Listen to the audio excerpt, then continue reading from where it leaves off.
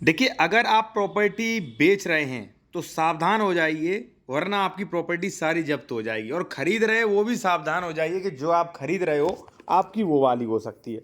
अब आप कहेंगे ये कैसा उल जलूल नियम है भाई, इसलिए हम नहीं मानते। तो इसके लिए हम बाकायदा एक्ट क्या कह रहा है, तो एक्ट पर भी चर्चा करेंगे, सेक्शन 98। ठीक है। आपके प्रश्न हो सकते हैं तीन अलग अलग कि SC ST की ज़मीन खरीद रहे हैं, तो जो SC ST कैंडिडेट्स हैं वो थोड़ा ध्यान दें इस पर, और जो खरीद रहे हैं वो भी ध्यान दें। SC ST ज़मीन खरीदने के संबंध में, अवयस्क से ज़मीन खरीदने के संबंध में आपको कहाँ परमिशन लेनी होगी, और परमिशन लेने पर नहीं लेने पर ज़मीन राज्य सरकार में हो जाएगी। 104 एंड 105 पर भी हम चर्चा करेंगे। अगर आपको पैसा बचाना है ना तो ज़्यादा ज़रूरी है।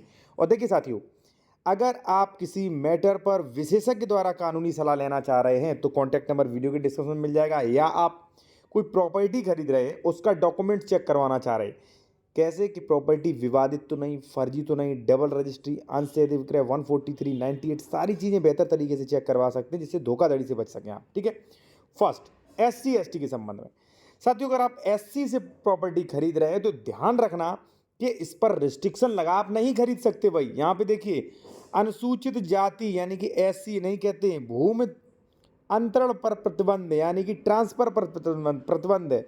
यहाँ पे आप स्पष्ट देख सकते हैं कि कोई भी लिखित पूर्व अनुज्ञा के बिना यानी कि बिना पहले परमिशन लिए बिना कोई भी अनुसूचित जाति के व्यक्ति से भी भिन्न किसी व्यक्ति को विक्रय, दान, बंधक, अंतरित करने का अधिकार नहीं है। ध्यान रखना, ना दान कर सकता है, ना विक्रय, ना पट्टा, ना विलेख।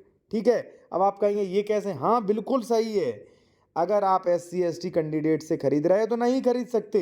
अब आया था हमारा पॉइंट कि भाई आपको परमिशन लेनी होगी। ठीक है ना। इसमें क्या लिखा? कलेक्टर की लिखित पूर्व अनुज्ञा के बिना, यानी कि लिखित में पहले परमिशन के बिना। अब परमिशन आप कब ले सकते हो? ये तीन कंडीशन है, फर्स्ट, सेकंड, थर्ड। ठीक है, तीन कंडीशन पे परमिशन ले सकते हो। तो भाई पहले 98 में बकायदा लिखित परमिशन लीजिए, उसके बाद जमीन खरीदिए, और SC ST भाइयों से निवेदन है कि ऐसे ही बेचिए।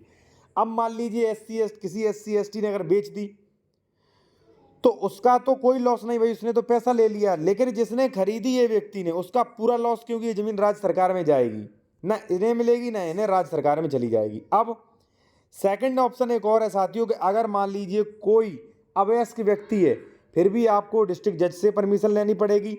अगर वो अवयस्क नहीं या वयस्क बन चुका है तो ऐसी कंडीशन में DM या SDM से संशोधन कराना पड़ेगा कि उसमें अवयस्क हट जाए। ठीक है ना, समझ गए होंगे। थर्ड है साथियों कि मान लीजिए आपने परमिशन नहीं ली तो क्या होगा? नहीं परमिशन ली तो होगा ये साथियों, मैं आपको बता दूं, यहाँ पे स्पष्ट कर दूं कि जमीन है भाई ये चली जाएगी राज्य सरकार में। ये एक्स प्रॉपर्टी आपने खरीदी, इस पर होगी 104 105 की कार्रवाई, आपको आएगा नोटिस कि भाई ये क्यों नहीं राज्य सरकार में जब्त की जाए।